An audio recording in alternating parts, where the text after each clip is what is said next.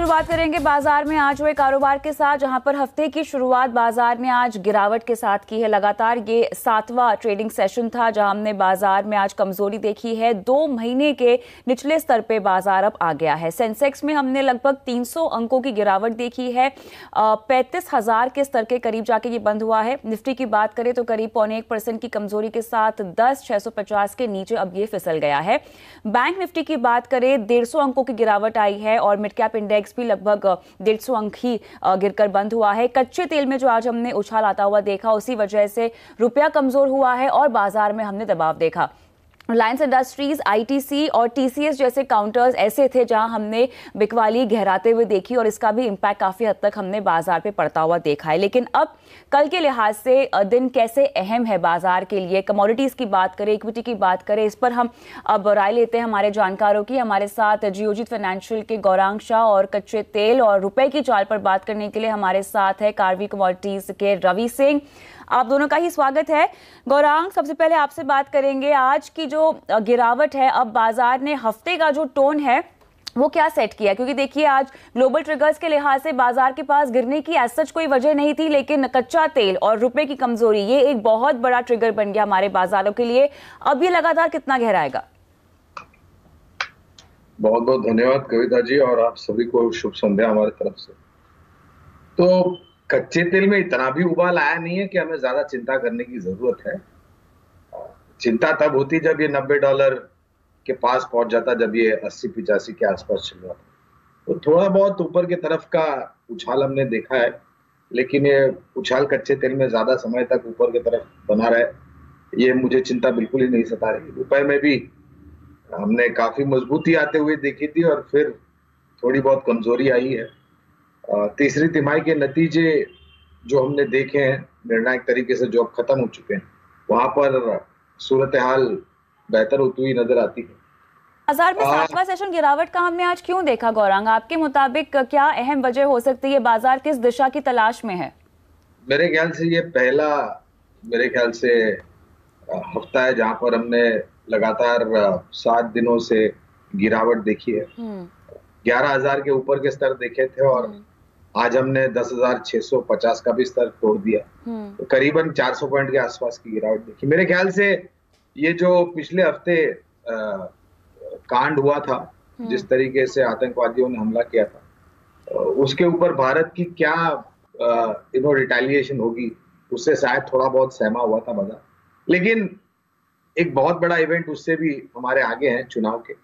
मेरे ख्याल से ये दायरा बना रहेगा, शायद 10,550, 10,650 नीचे की तरफ, 10,850, 11,000 ऊपर की तरफ, जब तक हमें ये पता नहीं चल जाता कि चुनाव में किसकी सरकार बन रही है दिल्ली में। तो ये दायरा है और मेरे ख्याल से इसी दायरे में बाजार काम करता रहेगा। शायद इस हफ्ते थोड़ा बहुत पुल बैक हमें देखने मिले आने वाले दिनों में। बिल्कुल, चलिए, लेकिन कल खबरों के लिहाज से भी काफ़ी सारे ट्रिगर्स हैं जहां पर हो सकता है हम स्टॉक स्पेसिफिक एक्शन देखें। गौरांग, बाद में आपसे बात करेंगे उस पर, लेकिन अब फिलहाल मैं कमोडिटी की ओर रुख करना चाहती हूं जहां पर मेरे साथ रवि सिंह जुड़े हुए हैं। तो रवि, लगातार हम देख रहे हैं कि ब्रेंट 66 के ऊपर ही बना हुआ है। हमने देखा है कि नवंबर 2018 की बात करें या हम 2011 के फर्स्ट क्वार्टर की बात करें, उसी तरह की तेजी अब कच्चे तेल में जाती हुई आज हमने देखी है। यूएस लगातार जिस तरह से प्रोडक्शन बढ़ा रहा है, जिस तरह से हमने चाइना के वीक कार सेल्स के आंकड़े आते हुए देखे हैं, ओपेक ने जो भी प्रोडक्शन में कटौती की है, ये तमाम खबरें उसको नाकाम कर रही हैं, उस इम्पैक्ट को नाकाम कर रही हैं। क्या कहेंगे आप? देखिए, इस समय के फंडामेंटल जो है वो पूरी तरह से डिपेंडेंट है 2 चीजों पे। एक तो यहाँ पर जो ओपेक ने कट की बात जरूर की है, लेकिन यूएस चाइना ट्रेड इंपॉर्टेंट है और उसका एक इम्पैक्ट भी देखने को मिलेगा। तो इस वजह से भी क्रूड ऑयल में थोड़ी सी जो है वो बाइंग मोमेंटम एक बना हुआ है। दूसरा है कि रिसेशन, अगर रिसेशन यहाँ पर हायर साइड में जाता है तो भी एक बार को क्रूड ऑयल, कच्चे तेल की प्राइसेस यहाँ पर बढ़ती हुई नजर आएंगे और वो इम्पैक्ट अब दिखने लगा है। तो अगर आप WTI क्रूड देखें तो वो अभी $58, और यहाँ पर अगर ब्रेंट क्रूड देखें तो वो लगभग $68 से $70 की रेंज में आने वाले महीनों में देखने को मिलेगा। तो ओवरऑल भारतीय बाजारों में रुपी का इम्पैक्ट बहुत ज्यादा है। रुपी में जो वीकनेस आई है 3 दिनों में, उसका फर्क है। इस वजह से बहुत जल्द आपको 4150 तक के लेवल देखने को मिल सकते हैं। तो जो करंट लेवल अभी 4,000 के पास चल रहा है, इसमें बाइंग अपॉर्चुनिटी इन्वेस्टर के लिए अच्छी है, लेकिन लॉन्ग टर्म पे एक अच्छी रैली यहाँ पर और देखने को मिल सकती है। ऑलराइट, लेकिन अब मुझे ये बताइए कि रणनीति अगर किसी को बनानी हो तो अगर मुनाफा कमाना हो तो वो क्या करे? देखिए, रणनीति क्लियर कट है कि अगर कोई भी करेक्शन यहाँ पे क्रूड ऑयल में देखने को मिलता है तो वो एक अच्छा बाइंग अपॉर्चुनिटी होगा। नहीं तो आज क्योंकि अभी शाम का सेशन चल रहा है, एमसीएक्स पर इस समय 4000 का भाव है, एक बार यहाँ पर बाय करना चाहिए। आज इंट्राडे में टारगेट 4050 तक के लेवल देखने को मिल सकते हैं। स्टॉप लॉस 3970 का यानी कि 3970 की स्टॉप लॉस से एक बार बाय करके चलना चाहिए। चलिए, खरीदारी की रणनीति 3970 का स्टॉप लॉस आप लगाने की सलाह दे रहे हैं। अच्छा, सोने और चांदी में जो हम प्रेशियस मेटल्स में भी तेजी आती हुई देख रहे हैं, इसके पीछे क्या वजह और कितनी टिकाऊ लगती है आपको ये तेजी? जी बिल्कुल, देखिए ये तो एक मैंने बताया कि जैसे इस समय रुपी वीक हो रहा है, हाँ। तो वो डोमेस्टिक रीजन है, साथ ही इंटरनेशनल पे चाइना ट्रेड वॉर है। लेकिन इसके अलावा एक फैक्टर जो वहां पर इस समय यूएस में खासतौर से ट्रंप ने जो वहां पर इमरजेंसी के जैसे सिचुएशन है, नेशनल इमरजेंसी के, तो उसका एक इम्पैक्ट है। और ये भी क्लियर है कि इक्विटी मार्केट में जिस तरीके से ओवरऑल सेलिंग प्रेशर बना हुआ है, तो वो कहीं ना कहीं से सेफ हेवन और आगे के रिसेशन दोनों को हेज करने के लिए यहाँ पर गोल्ड में बाइंग देखने को मिल रही है। तो मुझे लगता है कि अभी गोल्ड में भी बाय करके चलना चाहिए। अप साइड में $1350 कॉमिक्स में, और इंडिया में, भारत में खासतौर से रुपी की वीकनेस है तो थोड़ा ज्यादा होगा, तो एक बार अप साइड में वापस लॉन्ग टर्म पे आपको 34,500 के लेवल, लेकिन इंट्राडे में आज के हिसाब से देखें तो 200 से 250 पॉइंट तक की तेजी करंट लेवल से देखने को मिल सकती है, यानी कि 33,800 तक के लेवल आपको देखने को मिल सकते हैं।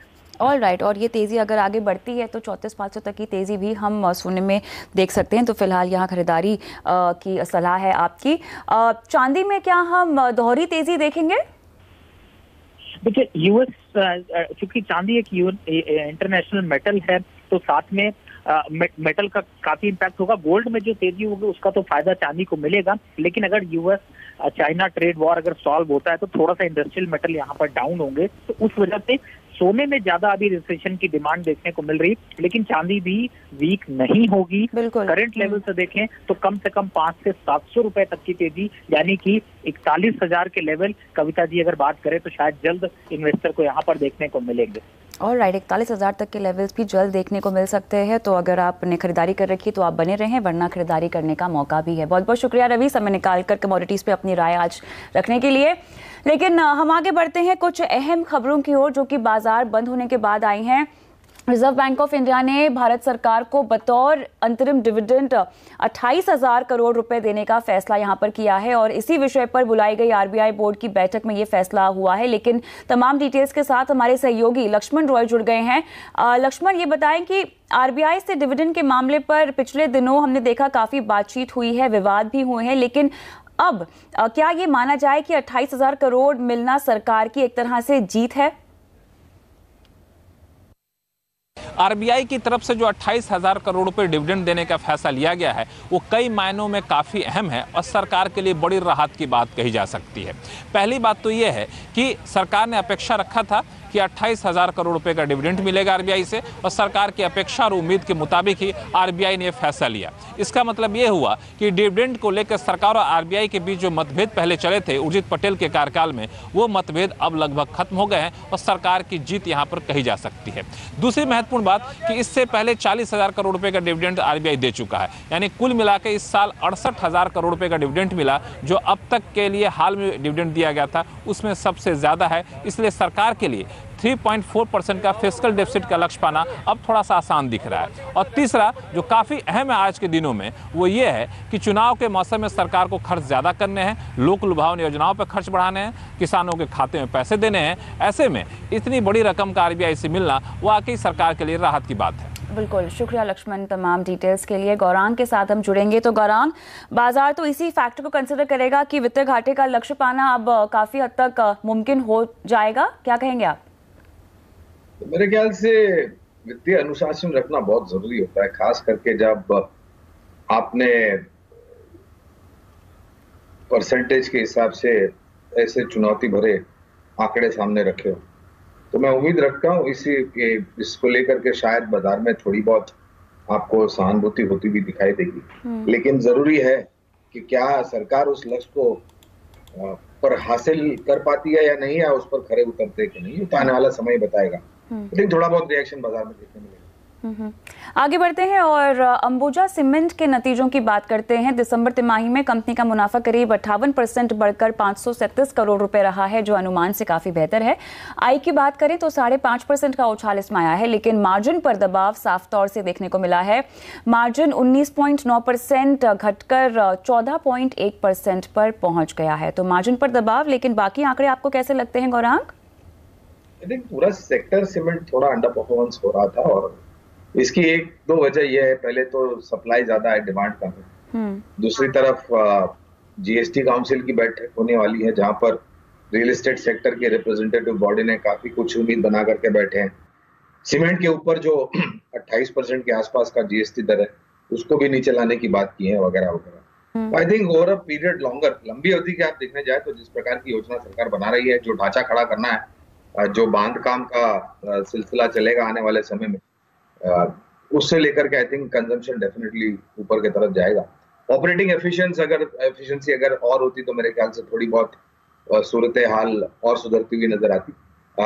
लंबी अवधि के नजरिए से डिस्क्लोजर देना चाहूंगा, हमने खरीदारी की राय दी है मुझे। ऑलराइट, आगे बढ़ते हैं और रियल एस्टेट सेक्टर से जुड़ी एक अहम खबर। रियल एस्टेट पर बनी ग्रुप ऑफ मिनिस्टर्स की कमेटी ने जीएसटी काउंसिल को रिपोर्ट सौंप दी है। रिपोर्ट में अंडर कंस्ट्रक्शन प्रॉपर्टी पर 5% जीएसटी का प्रस्ताव है, जबकि अफोर्डेबल हाउसिंग पर 3% जीएसटी का सुझाव है। फिलहाल अंडर कंस्ट्रक्शन प्रॉपर्टी पर 12% जीएसटी लगता है और अफोर्डेबल हाउसिंग की बात करें इस पर 8% की दर है। लेकिन आपको बता दें कि 20 फरवरी को जीएसटी काउंसिल की बैठक है, जिसमें इस पर विचार किया जाएगा। तो गौरांग, अभी तक तो हालांकि चूंकि रिपोर्ट सौंपी है, लेकिन अगर ये हो जाता है, कितना बड़ा बूस्टर आपको लगता है और कितनी जरूरत है इस तरह के न्यू जीएसटी रेट्स की? इसी का जिक्र मैं कर रहा था। और अगर सीमेंट को भी 28% से नीचे लाया जाता है तो मेरे ख्याल से काफी राहत मिलेगी सीमेंट कंपनीज को, रियल एस्टेट कंपनीज को, और ऑफ कोर्स हमको और आपको, क्योंकि वहां पर सहूलियत हो जाएगी। मगर रियल एस्टेट सेक्टर में जो रिकवरी आनी है कविता, उसके लिए थोड़ा और समय लगेगा। रियल एस्टेट सेक्टर की कंपनियों की बात करें तो हमें Sobha Limited, Oberoi Realty, Prestige Estates, Godrej Properties और महिंद्रा लाइफ, ये कुछ कंपनियां जो हमारी खरीदारी की सूची में। ऑलराइट, निवेश करने के लिए इन स्टॉक्स को आप कंसिडर कर सकते हैं। लेकिन हम शो को आगे बढ़ाते हैं और निफ्टी स्ट्रैटेजीज की ओर रुख करते हैं, जहां पर सबसे पहले पेश करेंगे मुदित गोयल की रणनीति, और ये आपको बिकवाली की सलाह दे रहे हैं। 10,690 का स्टॉप लॉस 10,580 के टारगेट के लिए आप लगाएंगे। प्रदीप होचंदानी की रणनीति खरीदारी की आ रही है, 10,580 का स्टॉप लॉस है, 10,725 का टारगेट है। विकास आलूके आपको बिकवाली की सलाह दे रहे हैं, 10,700 का स्टॉप लॉस है, 10,540 का टारगेट रेकमेंड कर रहे हैं।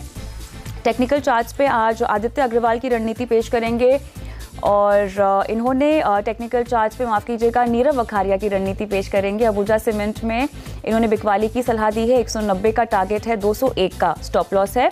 और वायदा में जिस शेयर से आपको फायदा होगा उसमें आदित्य अग्रवाल है। भारती एयरटेल में इन्होंने खरीदारी की सलाह दी है, 318 का टारगेट है और 296 का स्टॉप लॉस ये रेकमेंड कर रहे हैं। लेकिन अब सीधा रुक करते हैं आज की वैल्यू पिक की ओर।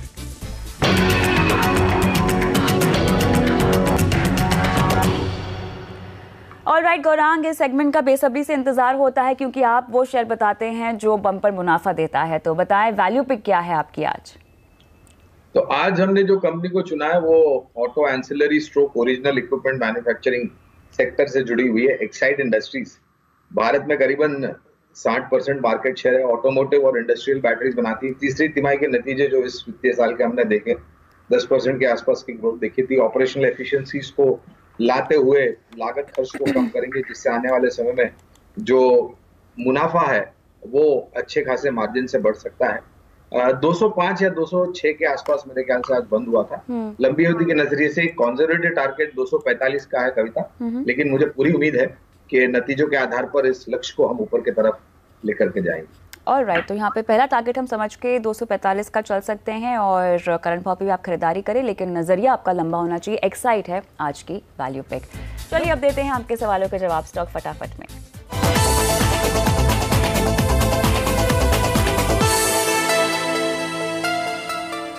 राजस्थान से कुशाल सिंह का सवाल लेंगे। डीएचएफएल में खरीदारी कर रखी है गौरांग, इनकी बाइंग प्राइस 171 है।